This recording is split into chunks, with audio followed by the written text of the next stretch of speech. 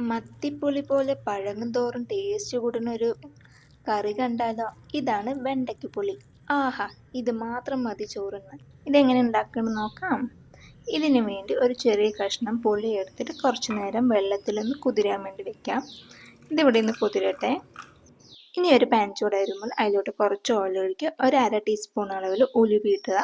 ഉലുവ ചെറുതായിട്ടൊന്ന് ചൂടാകാൻ തുടങ്ങുന്ന സമയത്ത് ഒരു 1/2 ടീസ്പൂൺ അളവ് കടുക് ഇട്ടിട്ട് രണ്ടും കൂടെ നന്നായിട്ടൊന്ന് പൊട്ടിച്ചെടുക്കാം. കടുകെല്ലാം പൊട്ടി ഉലുവ കരിയാൻ തുടങ്ങിയിട്ടുണ്ട്. ഇതിലോട്ട് ചെറിയുള്ളി ചേർത്ത് കൊടുക്കാം. കുറച്ചധികം ചെറിയുള്ളി ചേർത്ത് കൊടുക്കണം. വലിയ ഉള്ളി ചേർക്കരുത്, അത് ചേർത്ത് വെച്ച് ഒരു മധുരം ഉണ്ടാകും, അതുകൊണ്ട് ടേസ്റ്റേ മാറിപ്പോവും.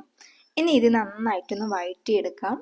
ചെറിയുള്ളിയൊക്കെ നന്നായിട്ട് വഴണ്ടി വന്നിട്ട് ഒരു പിങ്ക് കളർ ഷെയ്ഡായിട്ടുണ്ട്. ഇനി ലോ ഫ്ലെയിമിലാക്കി ഒരു 1/2 ടീസ്പൂൺ അളവിൽ ഇഞ്ചി വെളുത്തുള്ളി പേസ്റ്റ് ചേർത്ത് കൊടുക്കാം. ഇഞ്ചിയും വെളുത്തുള്ളിയും ഈക്വൽ ക്വാണ്ടിറ്റിയിൽ എടുത്തിട്ട് മിക്സിയിലിട്ട് നന്നായിട്ടൊന്ന് അരച്ചെടുക്കാം. അരഞ്ഞില്ലെങ്കിൽ മാത്രം 1-2 ടീസ്പൂൺ വെള്ളം ചേർത്ത് കൊടുക്കാം. അരച്ചെടുത്ത പേസ്റ്റ് ഇതുപോലെ ഒരു കണ്ടെയ്നറിലാക്കിയിട്ട് അടച്ച് വെച്ച് ഫ്രിഡ്ജിൽ വെച്ച് സൂക്ഷിക്കുകയും വെച്ചാൽ നമുക്ക് 1 മാസം വരെ കേടുകൂടാതെ ഇതിരുന്നോളും. ആവശ്യാനുസരണം അപ്പോൾ നമുക്ക് യൂസ് ചെയ്യാൻ വേണ്ടി പറ്റും.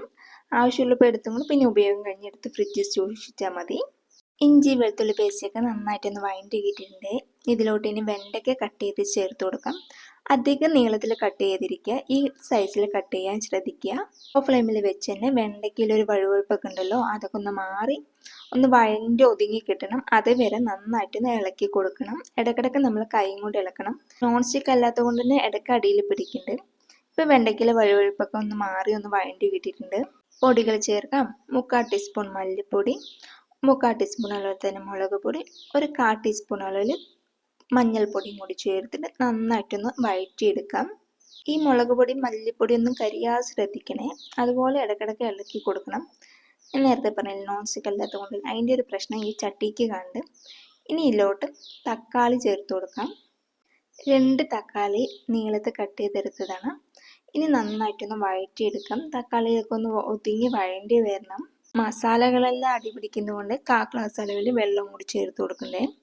ഇനി ഇത് നന്നായിട്ടൊന്ന് വഴറ്റിയെടുക്കാം. തക്കാളിയൊക്കെ ഒന്ന് ഒതുങ്ങി വരട്ടെ. ഇപ്പോൾ ഈ പരുവത്തിലായിട്ടുണ്ട്.